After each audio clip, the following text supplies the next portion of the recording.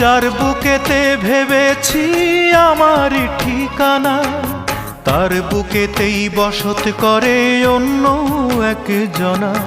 তার বিরহে কাঁদতে হবে,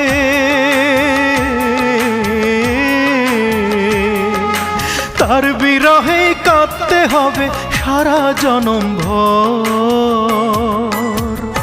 কারো মনের মানুষ হয় না যেন পর, ও কারো মনের মানুষ হয় না যেন পর। আমি এই প্রার্থনা করি সারা জনম ভর,